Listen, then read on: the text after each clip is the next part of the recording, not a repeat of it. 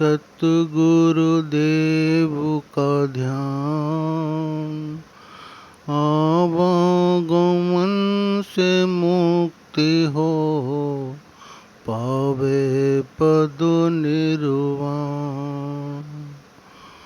भक्ति के पांचों नियम जो श्रद्धा से निभाए, सुसौभागी जीव हैं, जन्म सफल हो जाए।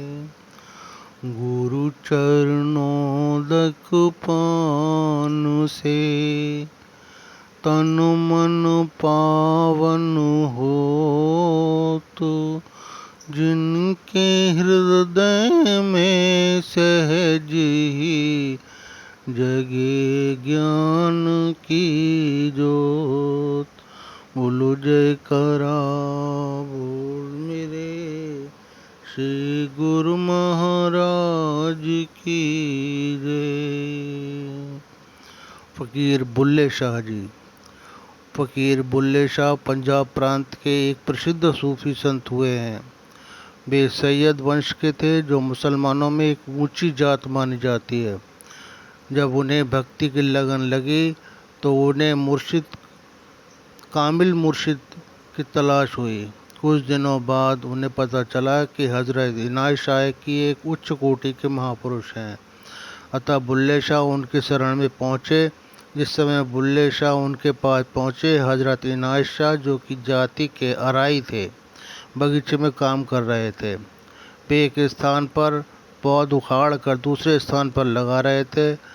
बुल्ले शाह ने उनसे विनती की, मेरा नाम बुल्ले शाह है, मैं आपकी महिमा सुनकर आपकी सेवा में उपस्थित हुआ हूँ।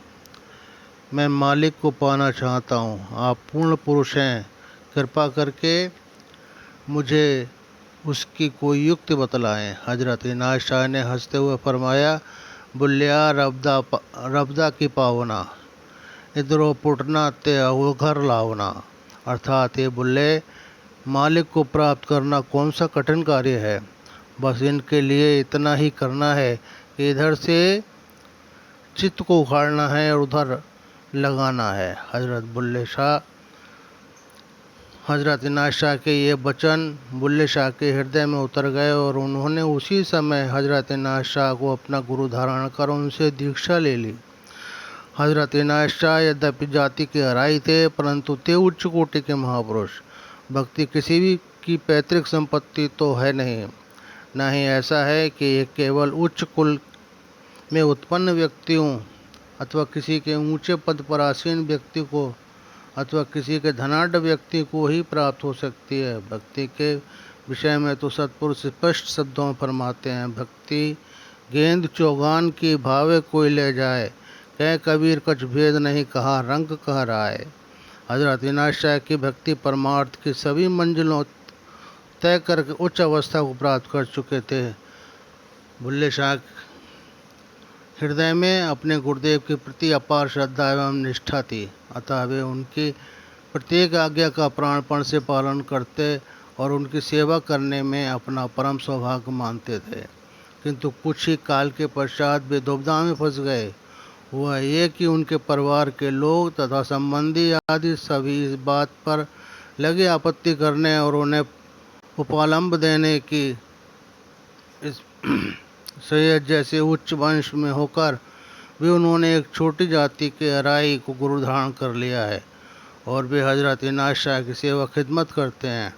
ऐसा करके उन्होंने अपने कुल की सारी मान प्रतिष्ठा मिट्टी में मिला दी है। यदि गुरु धारण करना ही था तो किसी उच्च कुल के व्यक्ति को गुरु धारण करते। बुल्ले शाह की ऐसी बातें सुनकर अत्यंत दुख होता था, क्योंकि वे परमार्थ की दृष्टि रखते थे और गुरु की महानता एवं बड़ाई को भली भांति समझते थे। वे ये बात भी अच्छी तरह जानते थे कि भक्ति परमार्थ के मार्ग में जाति पाति तथा ऊंच नीच का कोई प्रश्न नहीं होता, तथा ये कि उनके गुरुदेव अराई वंश में जन्म लेकर भी एक उच्च कोटि के महापुरुष हैं, किंतु फिर भी अपने परिवार के सदस्यों तथा संबंधियों का खुल्लम खुल्ला विरोध करने का उनका साहस न हुआ। परिवार के सदस्यों तथा सगे संबंधियों का मोह, ये भी तो माया का ही एक रूप है, जिसे छोड़ना मनुष्य के लिए कठिन हो जाता है। अब एक और पूर्ण गुरुदेव की संगति एवं सेवा का अलभ्य लाभ था, जिसे वे किसी भी दशा में छोड़ना नहीं चाहते थे। दूसरी ओर सगे संबंधियों का मोह था। बुल्ले शाह करें तो क्या करें, वे बड़ी दुविधा में फंस गए। अन्य कोई चारा न देखकर वे चोरी छुपे गुरुदेव के पास जाने लगे। एक दिन की बात है, बुल्ले शाह गुरु दर्शन की अभिलाषा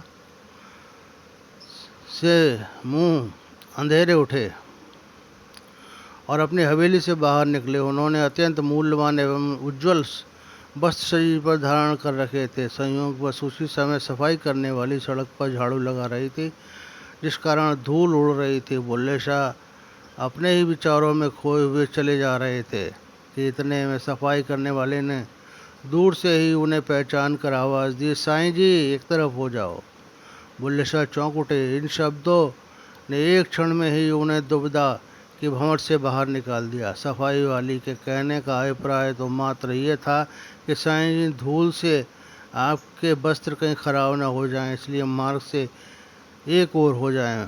परंतु बुल्ले शाह ये समझा कि सफाई वाली उनसे कह रही है कि एक तरफ हो जाओ, या संसार की तरफ या गुरु की तरफ। यदि सगे संबंधियों आदि के झूठे प्यार और सांसारिक मान प्रतिष्ठा की इच्छा है तो उधर हो जाओ, और यदि भक्ति परमार्थ की अभिलाषा है तो फिर गुरु के बन जाओ। उन्होंने विचार किया कि कहाँ तो गुरुदेव की पावन संगति और सेवा जो सुख शांति एवं मुक्ति का साधन है, और कहाँ संसार की ममता तथा माया का मोह जो दुख अशांति का बंधन का कारण है। अतः किसी भी मूल्य पर गुरुदेव की पावन संगति को छोड़ा नहीं जा सकता। ये सोचकर उन्होंने उस सफाई वाली स्त्री को प्रणाम किया और फिर गुरुदेव की कुटिया की ओर बढ़ गए और वहीं रहकर गुरुदेव की सेवा संगति का लाभ प्राप्त करने लगे। उन्होंने सगे संबंधियों तथा उच्च कुल के मोह को सदा के लिए त्याग दिया। फलस्वरूप उन्होंने अपने गुरुदेव की पूर्ण प्रसन्नता प्राप्त कर भक्ति से अपना दामन भर लिया। बोलो जयकारा बोल मेरे श्री गुरु महाराज की जय।